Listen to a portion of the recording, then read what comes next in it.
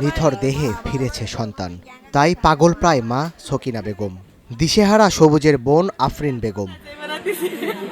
ও বাবা, আমাদের আর চাই না বাবা, আমার সবাই আমার বাবার দোয়া করুন শোনা পাখি, মোর না কইলে টুকরে শোনা, আমার কইলে টুকরে শোনা।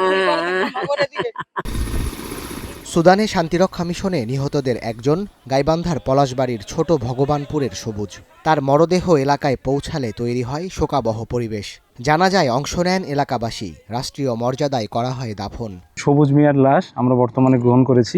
এটিকে আমরা ওদের বাসায় যথাযোগ্য সামরিক মর্যাদায় দাফন কার্য সম্পন্ন করেছি।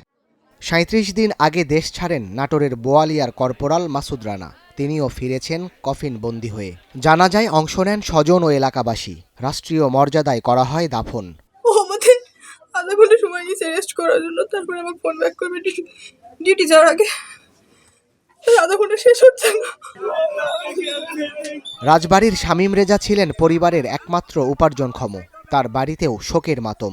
সেনাবাহিনীর হেলিকপ্টারে মরদেহ নেওয়া হয় কালুখালীর বাড়িতে। তৈরি হয় শোকের আবহ। চলা পথে, ফেরার পথে এবং এলাকায় বন্ধু বান্ধবের সাথে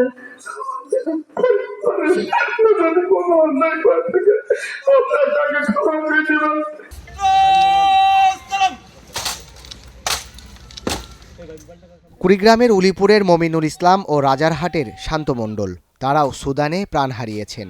বিকেলে বাড়িতে নেওয়া হয় কফিন বন্দি মরদেহগুলো। আমরা উলিপুরবাসী গভীরভাবে শোকাহত এবং সে আমাদের রাষ্ট্রের যে তার আত্মত্যাগ, এ ত্যাগ আমাদের কাছে চির অমর হয়ে থাকবেন। এছাড়া চোখের জলে জাহাঙ্গীর আলমকে বিদায় জানান তার স্বজন আর এলাকাবাসী। কিশোরগঞ্জের বাড়িতে হয়েছে রাষ্ট্রীয় মর্যাদায় দাফন। Sadat Shahed, Star news.